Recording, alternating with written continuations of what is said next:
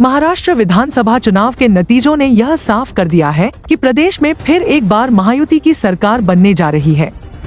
महायुति की आंधी के आगे महाविकास अघाड़ी कहीं नहीं टिकी और 288 में सिर्फ 55 सीटें ही जुटा पाई।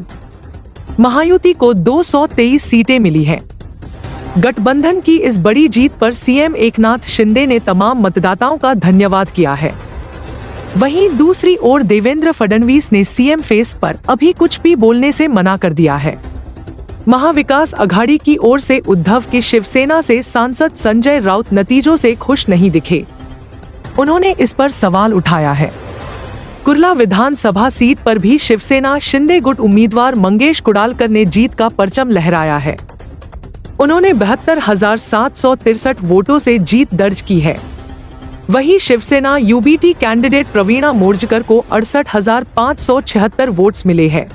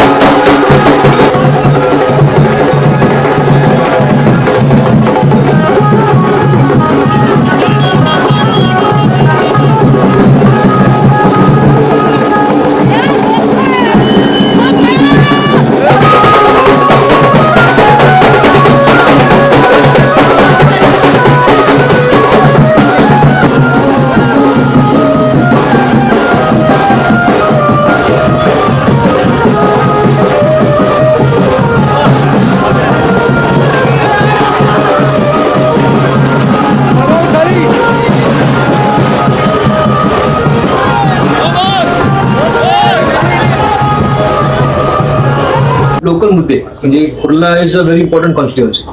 तर कुर्ल्यामध्ये आता सध्या चाललंय धाराविषयी ते त्याचा एक प्रोटेस्ट चाललाय आणि बाकी गर्दी रिडेव्हलपमेंट याचे इश्यू. तर तुमचं प्रायोरिटी काय राहील? कुर्ला ही नक्कीच एक सर्वभाषिक सर्व जाती अशी नगरी आहे आणि नक्कीच ह्या विभागाचं प्रतिनिधित्व करताना गेली 10 वर्ष तर आहेच, पण त्याच्याही आधी जन्मापासून ह्या ठिकाणी राहत असल्यामुळे एक कुर्ला विभागाशी एक मातीचं एक नातं आहे आणि त्यामुळे निश्चितपणाने इथले जे प्रश्न आहेत ते मला आपले वाटतात आणि त्याच्यामुळे जे काही प्रश्न असतात त्याची सोडवणूक करण्यासाठी निश्चितपणाने प्रयत्न करतो. आज या 10 वर्षांमध्ये अनेक प्रश्न आपण मार्गी लावलेले आहेत. म्हाडाचे असतील, कलेक्टर लँडचे असतील, स्वदेशी बिल कामगारांना जो शब्द दिला होता तो पूर्ण केलेला आहे. म्हणजे जवळजवळ 5 लाख ते 19 लाखापर्यंतची रक्कम जवळजवळ 2,000च्याही वरती कामगारांना आज त्या ठिकाणी त्यांच्या खात्यामध्ये जमा झालेली आहे. त्यांना आता पुढचं माझं विचार आहे की यापुढे कशा पद्धतीने काम करता येईल या दृष्टिकोनातून काम करत आहे आणि विविध काम आहेत. आता आपण म्हणालाच कुर्लामध्ये सुद्धा आरीच्या जागेवरती त्या ठिकाणी आपल्याला बॉटॅनिकल गार्डनची मागणी आपण केलेली आहे आणि निश्चितपणाने माननीय मुख्यमंत्र्यांनी ती मान्यसुद्धा केलेली आहे. त्यामुळे भविष्यामध्ये बॉटॅनिकल गार्डन त्या ठिकाणी असावं असं निश्चितपणानं त्यासाठी 100% प्रयत्न करणार. कुर्ल्याची वाहतूक व्यवस्था, कुर्ला रेल्वे स्टेशनसुद्धा आधुनिकीकरणासाठी त्याचासुद्धा प्रस्ताव केंद्र सरकारला दिलेला आहे आणि त्या अनुषंगाने मला वाटतं मार्च-एप्रिलच्या आसपास ते कामही सुरू होणार आहे. आणि कुर्ला स्टेशनच्या बाहेर पूर्वेला एक सॅटिस प्रकल्प जसं ठाण्याला आहे त्या पद्धतीने सॅटिस प्रकल्पसुद्धा उभारण्याचा माझा विचार आहे आणि त्या दृष्टीने माननीय मुख्यमंत्र्यांनी महापालिका आयुक्तांना निर्देश दिलेले आहेत आणि त्या अनुषंगाने निश्चितपणाने सॅटिस प्रकल्पसुद्धा मंजूर झालेला आहे आणि निश्चितपणे येणाऱ्या कालावधीमध्ये तेही काम आपण लवकरात लवकर करणार आहोत. चुनावटीला उड्डाण पूल आपण त्या ठिकाणी घेतलेला आहे. फाटक कायमस्वरूपी बंद होणार आहे तर चुनावटीकरांचे हाल होणार आणि त्याच्यामुळे उड्डाण पूलने आधीपासून ते पाठी लागून ते मंजूर करून घेतलं. ते टेंडरसुद्धा निघालेलं आहे आणि भविष्यामध्ये लवकरात लवकर त्याचं कामही सुरू होत आहे. आपण बघितलं असेल तर सायनवर येणारा आपण आल्यानंतर आपली युटर्न करण्यासाठी कुर्ल्याला यावं लागतं म्हणून त्या ठिकाणी प्रियदर्शनी सर्कलच्या आधीच कनेक्टर उतरल्यानंतर त्या ठिकाणी सुद्धा U-टर्नचा प्रस्ताव माझा होता. तोही उड्डाणपूल, U-टर्नचा उड्डाणपूल म्हणजे मुंबईतलं युनिक असं उड्डाणपूल हे त्या ठिकाणी असणार आहे. तर ते सुद्धा मंजूर झालेलं आहे, टेंडर सुद्धा निघालेलं आहे आणि त्यामुळे ते काम लवकर जलद गतीने सुरू होणार आहे. अशी अनेक कामं मला माझ्या विभागामध्ये करायची आहेत. स्वदेशी बिन कामगारांचं जसं पैशांचा विषय आपण घेतलेला आहे, त्याच पद्धतीने त्यांना ज्या आज चुनापट्टीमध्ये 800च्या वरही चाळीमध्ये स्वदेशी बिन कामगार राहतात, तर त्यांच्या हक्काचं घर 450 स्क्वेअर फीट हे मोफत त्या ठिकाणीच चुनापट्टीमध्ये भेटलं पाहिजे. आणि त्याचबरोबर अन्य कामगारांना सुद्धा लॉटरीमध्ये इतरत्र कुठे न जाता चुनापट्टीमध्येच त्यांना स्थायिक करावं. या बिल कामगारांना त्यांना तिथेच हक्काची घरं मिळावी, असं सुद्धा माझा अट्टास असणार आहे. आणि त्याचबरोबर विविध प्रकल्प असतील, विविध काम असतील, तशी म्हाडाची मी अभय योजना जी प्रलंबित OC होत्या त्यांची OC मिळवण्यासाठीची अभय योजना मी मंजूर करून घेतली आणि त्याची अंमलबजावणी आता करायची आहे. प्रत्येक बिल्डिंगला मला OC मिळवून द्यायची आहे आणि त्यासाठीचे प्रयत्न मी करणार आहे. शिवष्टी किंवा पिस्तमसागर किंवा कलेक्टर लँडवरील ज्या गृहनिर्माण संस्था आहेत त्यांचासुद्धा जो विषय आहे त्या संदर्भात सुद्धा मी सातत्याने पाठपुरावा करत आहे. आणि फ्री होल्डचा विषय तर सरकारने घेतलेला आहेच, त्याच्यामुळे निश्चितपणानं फक्त आता जी स्कीम आहे त्याला फक्त आपल्याला एक्सटेन्शन द्यायचं आहे, रिन्यू करायची ती स्कीम, आणि म्हणून ती लवकरात लवकर तेही करून पुढील सगळ्या पुनर्विकास जे काही कलेक्टर लँडचं करायचं आहे त्यांचं निश्चितपणाने पुढच्या भविष्यामध्ये माझा तो एक प्रयोजन असणार आहे. आणि त्यामुळे निश्चितपणे कुर्ला विभाग, चेंबूर विभाग, चुनावटी विभाग यांचा सर्वांगीण विकास करण्याच्या दृष्टिकोनातून, त्या सुशोभीकरण चांगल्या पद्धतीने करायच्या दृष्टिकोनातून प्रयत्न करणार आहे. जे काही शक्य आहे ते चांगलं करण्याचं, चुनावटीला सुद्धा क्लब एक सांस्कृतिक आणि क्रीडा केंद्र उभारण्याचा माझा मानस आहे. एक माननीय डॉक्टर बाबासाहेब आंबेडकर भवन हे सुद्धा चुनावटीला उभारायचं माझा मानस आहे.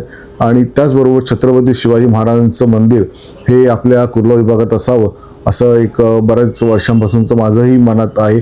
त्याच्यामुळे ते एक मंदिर मी निश्चितपणानं आपल्या या कुर्ला विभागामध्ये उभारणार. अशा प्रकारचं काम मला या विभागामध्ये करायचं आहे. गर्दी वाढते कुर्ल्यात, आपल्या मुंबईचा पाण्याचा प्रश्न एक आहे, त्यासाठी तुम्ही म्हणजे काही प्रयत्न, आपलं गारगाईचा डॅम होतोय पण तो काम हळू सुरू आहे, तर पाण्याचा प्रश्न पुढे जाऊन मोठा होणार आहे, त्यामुळे त्यावर काय 2 शब्द तुम्ही बोलला? नाही, नक्कीच पाण्याचा प्रश्न जो आहे त्यासाठी सातत्याने आयुक्तांकडे पाठपुरावा सुरू आहे. याची मीटिंग पण झालेली आहे आणि तशा भविष्यामध्ये नक्कीच तशा उपाययोजना कराव्यात. ज्या जुन्या लाईनी असतील 50 वर्षापूर्वींच्या त्या बदली करून नवीन लाईन, काही ठिकाणी नवीन लाईन टाकले सुद्धा आहेत, काही ठिकाणी लाईन टाकायचे बाकी राहिलेले आहेत.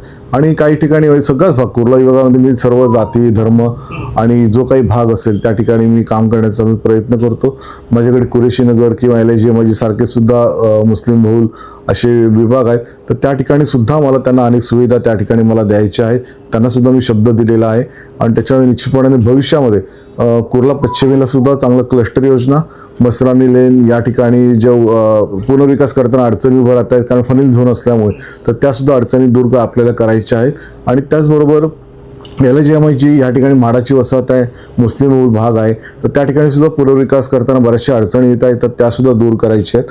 आणि कुरेशीनगरमध्ये सुद्धा ग्रीन झोन आहे आणि वाडियाच्या जरा बऱ्याचशा ट्रस्टच्या काही अडचणी आहेत, तर त्यासुद्धा भविष्यामध्ये दूर करायच्या दृष्टिकोनातून माननीय मुख्यमंत्र्यांनी सुद्धा आपल्याला सकारात्मक मला हे दिलेले निर्देश दिलेले आहेत. आणि त्याच्या भविष्यामध्ये निश्चितपणानं कुरेशीनगरच्या प्रत्येक नागरिकाच्या मी पाठीशी असणार आहे. मेट्रो आता कुर्ल्यात येते, 2 स्टेशन त्याचे आहेत कुर्ला, पण स्टेशन जवळ नाहीत, लांब आहे, तर त्या तक्रारी होतात, तर त्याबद्दल आपण काही पुरुषा काम करून स्टेशन जवळ आणण्यासाठी एक तिथे आहे समोर डेअरीजवळ आणि एक अगदीच टोकाला. त्याच्यामध्ये निश्चितपणानं बरोबर आहे, माझी सुद्धा मागणी होती ती, पण आपण पूर्वी SG रोडला स्टेशन करायचा विचार करत होतो, पण त्या ठिकाणी अगदीच कंजेस्टेड संपूर्णपणे जागा आहे. त्याचा तरी पण मी पुन्हा एकदा पाहणी करून जर का जागा उपलब्ध झाली चांगली तर निश्चितपणानं आपण तो प्रस्ताव त्या ठिकाणी मांडूया.